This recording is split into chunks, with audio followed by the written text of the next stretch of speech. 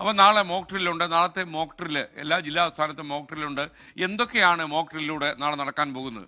ഒരു എക്സ്പ്ലെയിനറുമായി നമുക്ക് വിശദീകരണം നൽകാൻ പ്രജിൻസി കണ്ണൻ എത്തുന്നു. Over to Prajinsi Kannan.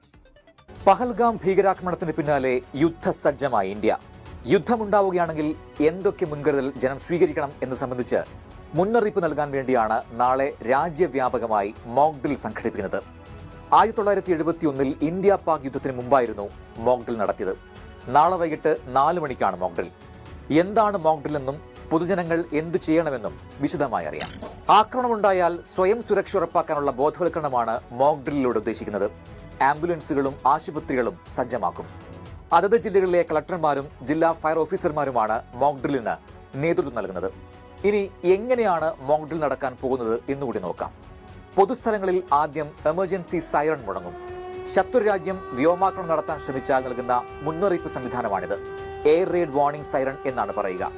Ukraine, Russia, Israel, Palestine യുദ്ധസമയങ്ങളിൽ ഒക്കെ ജനങ്ങളെ സൈറൺ നൽകി വ്യോമാക്രമണ മുന്നറിയിപ്പ് നൽകുന്ന കാഴ്ചയൊക്കെ നമ്മൾ നേരത്തെ കണ്ടതാണ്.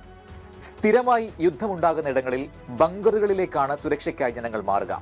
നാളെ മോക്ക് ഡ്രില്ലിൽ സൈറൺ കേൾക്കുമ്പോൾ ജനങ്ങൾ സുരക്ഷിത കേന്ദ്രങ്ങളിലേക്ക് മാറണം എന്നാണ് നിർദ്ദേശം. വലിയ കെട്ടിടങ്ങളുടെ മുകളിൽ ഉള്ളവർ ഉൾപ്പെടെ ബേസ്മെന്റ് പാർക്കിംഗ് സ്ഥലങ്ങളിലേക്ക് മാറണം. പാർക്ക് പോലുള്ള പൊതു ഇടങ്ങളിൽ നിൽക്കാൻ പാടില്ല. ജനങ്ങളെ സഹായിക്കാൻ സുരക്ഷാ ഉദ്യോഗസ്ഥരും ഉണ്ടാകും. മോക്ക് ഡ്രില്ലിൽ പൗരന്മാർ നേരിടേണ്ടി വരുന്ന സാഹചര്യങ്ങൾ യുദ്ധസമയത്ത് യഥാർത്ഥത്തിൽ സംഭവിച്ചേക്കാം. ഇതിൽ പ്രധാനമാണ് വൈദ്യുതി ബന്ധം വിച്ഛേദിക്കുക എന്നത്. കുറച്ചു നേരത്തേക്കെങ്കിലും വൈദ്യുതി ബന്ധത്തിൽ തകരാറുണ്ടായേക്കാം. ഫോൺ സിഗ്നലുകൾക്കും ഈ ഘട്ടത്തിൽ തകരാർ സംഭവിച്ചേക്കാം. ഭാവിയിൽ ആക്രമണം ഉണ്ടായാൽ ജനങ്ങൾ ആശങ്കപ്പെടാതെ മോക്ക് ഡ്രിൽ പറയുന്നത് പോലെ പ്രവർത്തിക്കണം.